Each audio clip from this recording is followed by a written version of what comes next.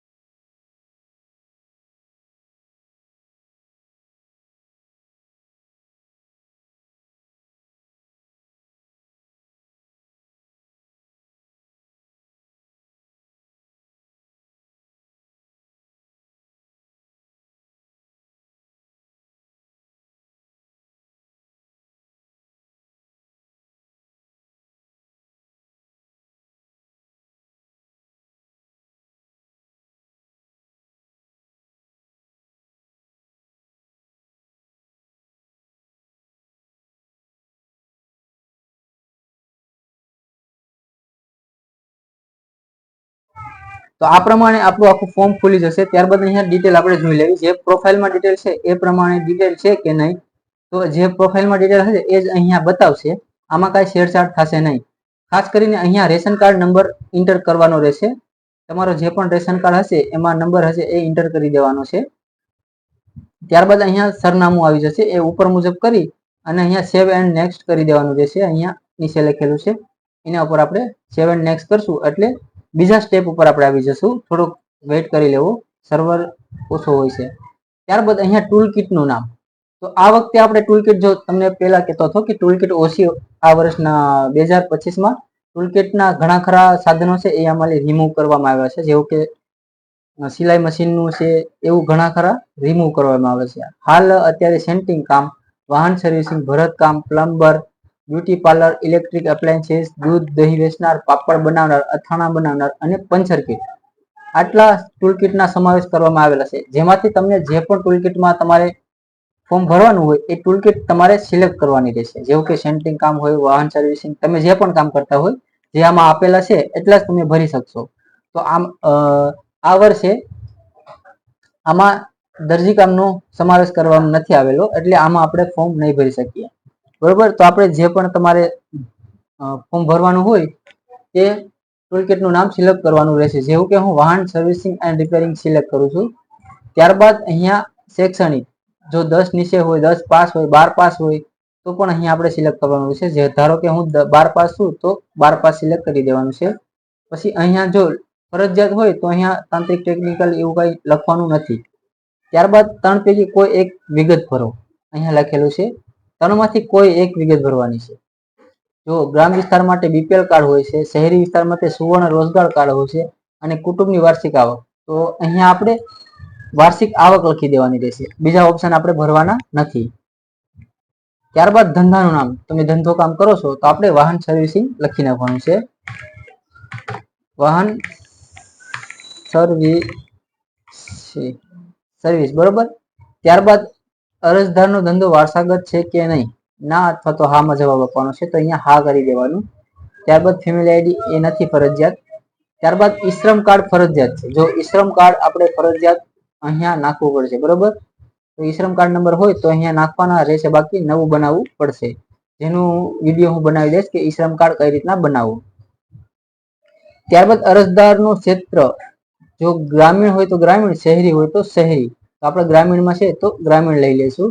તાલીમની જરૂર છે કે નહીં, જો હોય તો હા ના કરો, બાકી આ ઓપ્શન છેડવાનો નથી.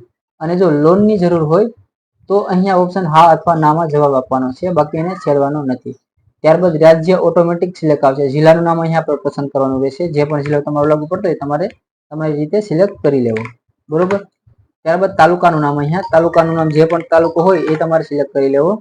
ત્યારબાદ જે પણ ગામ બોર્ડ લાગુ પડતું હોય એ અહીંયા. ત્યારબાદ અહીંયા સરનામું આખું નાખી દેવાનું રહેશે. તમારી રીતે જે પણ સરનામું આવતું હોય એ તમારે ટાઈપિંગ કરી દેવાનું છે. ત્યારબાદ અહીંયા પિનકોડ નાખી દેવાના. ત્યારબાદ આપણે સેવ એન્ડ નેક્સ્ટ કરશું એટલે આપણે ત્રીજા સ્ટેપમાં આવી જશું, દસ્તાવેજોની વિગત. તો અહીંયા આધાર કાર્ડની નકલ. આધાર કાર્ડ આપણે આગળ અને પાછળ બંનેનો ફોટો અપલોડ કરવાનો છે. જે આપણે સ્કેન કરી લેવો અથવા જો મોબાઈલ હોય તો ફોટો પાડી અને એક પેજમાં બંને મૂકી દેવા. જો આ મોબાઈલમાં પણ ભરાશે અને આપણે કમ્પ્યુટરમાં પણ ભરી શકીએ, બરોબર. તો આધાર કાર્ડની નકલ બંને સાઈડની આપણે અપલોડ કરવાની રહેશે. ત્યારબાદ રેશન કાર્ડની પ્રથમ પાના તથા બીજા પાનાની પ્રમાણિત નકલ જેમાં આપણો નામનો સમાવેશ થયેલ હોવો જોઈએ. તો રેશન કાર્ડ આપણે અપલોડ કરવાનું રહેશે. અહીંયા રેશન કાર્ડ નંબર લખી અને રેશન કાર્ડનું આગળનું પેજ અને પાછળ જે સભ્યના નામ હોય તે પેજ, બંને પેજ એક પેજમાં લઈ અને અપલોડ કરી દેવું, અથવા તો પીડીએફ બનાવી લેવી. પીડીએફ બનાવી અને પછી અપલોડ કરી દેવું, બરોબર. અને અહીંયા લખેલું આવે છે upload document less than 10 MB, એટલે 10 MB સુધીનું હોવું જોઈએ, 10 MB થી વધારે ડોક્યુમેન્ટ ના હોવું જોઈએ. અને ખાસ ડોક્યુમેન્ટ બધા ઓરિજિનલ અપલોડ કરવા, ઝેરોક્સ કોપી નહીં હાલે, એ પણ અહીંયા લખેલું છે. ત્યારબાદ ઉંમરનો પુરાવો, જન્મ દાખલો હોય, આધાર કાર્ડ, પાન કાર્ડ, ચૂંટણી કાર્ડ અથવા શાળા સોડાનું પ્રમાણપત્ર કોઈ પણ એક. તો આપણે જો જન્મ દાખલો હોય તો જન્મ દાખલો જ અપલોડ કરો તો વધારે સારું, અથવા તો લિવિંગ સર્ટિ, બે ગમે અહીં અપલોડ કરી દેવું. એનું ડોક્યુમેન્ટ નંબર જે પણ હોય લખી ચૂઝ ફાઇલ કરી અને અહીંયા અપલોડ કરી દેવું. ત્યારબાદ સેલ્ફ ડિક્લેરેશન ફોર્મ, જે તમને પ્રિન્ટ આઉટ લેવાનું કીધું હતું પહેલા, કે આની પ્રિન્ટ આઉટ લઈ લેવી. ત્યારબાદ એમાં થોડા ઘણા આપણે અહીંયા જો અરજદારનું એકરારનામું, આ સેલ્ફ ડિક્લેરેશન.